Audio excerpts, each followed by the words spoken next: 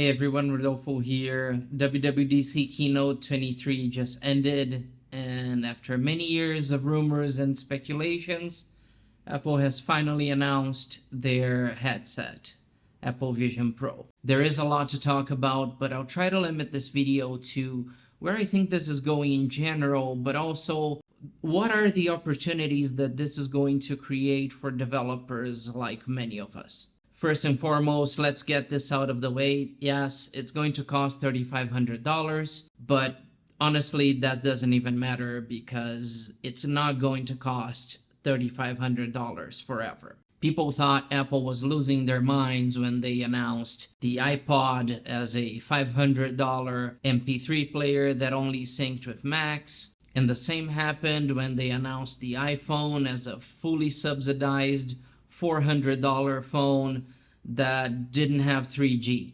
So don't be this guy. First reaction when you saw that? $500 fully subsidized with a plan? I said, that is the most expensive phone in the world, and it doesn't appeal to business customers because it doesn't have a keyboard, which makes it not a very good email machine. This is version 1 of this product, and it's early adopter tech with early adopter pricing, and it's all gonna come down considerably by the second or third generation. The same goes for the limitations like the pocket battery pack that attaches via a cable that only lasts 2 hours. It will get smaller, the battery will be integrated down the road, it will get better, the battery life is going to get better, so I don't think that's an issue also. Meanwhile, it starts out of the gate with M2 level of CPU and graphics processing and a high resolution pass-through, which enables it being a AR first, VR second experience instead of the opposite, which I think is more appealing. But what really grabbed me from a consumer perspective and where I think this is going in terms of the general public was the Disney demo. The demo starts by showing us the same scene that we see in the beginning of every Disney movie of the Cinderella castle, but the twist here is that it goes into the castle.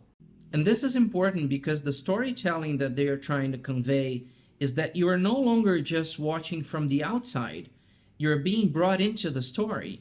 They've shown some immersive experiences for Disney Plus, and God only knows what this is going to look like when it finally comes out, but who knows, maybe you're going to be able to watch The Mandalorian with a backdrop, feeling like you're in the Star Wars universe with characters all around you. And speaking of Star Wars, the next thing that they showed was what they are planning for live sports, and the NBA bit with the players being looked on from above like they're a hologram or something. It really reminded me of Luke Skywalker playing chess in the Millennium Falcon. You'll be able to see the live game and see the stats right next to it instead of having to look at your phone for it. And it really seems like that they're trying to figure out a way for you to have an experience of watching it in the stadium but from your house. And even if you don't like sports, imagine this for concerts and other kinds of live entertainment where they can bring you immersed into what is happening as if you were there. The next thing that they showed was a frame with Mickey on the wall, and all of a sudden Mickey comes out of the frame alive as an AR character, and it really does seem like he had a good idea of surrounding objects because he comes into a table and then jumps into a chair and does all kinds of things. So I really can see a future where real objects are sold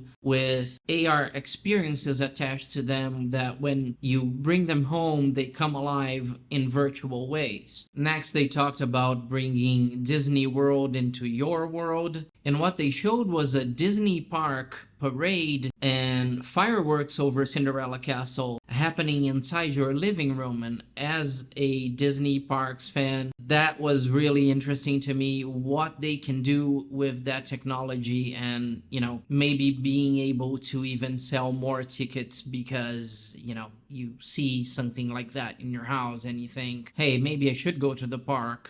It's been a while. And they finished everything off with a Marvel's What If scene, which is probably a good metaphor for the multiverse of experiences and opportunities that this headset is going to bring. So I really think that this Disney demo was the closest we got to a killer app demo of this product in terms of showcasing what is possible and what we should expect in terms of immersiveness and experiences that are only possible with AR and VR. For developers, on the other hand, I think this is going to bring out a new gold rush of opportunities. If you remember the beginnings of the App Store, people were just downloading everything that they could get their hands on because they wanted to try all the new and different experiences that different apps could bring. And I think this new platform is going to be that all over again. People are going to be enticed to download everything that is new that comes into the store in a way that we don't really have anymore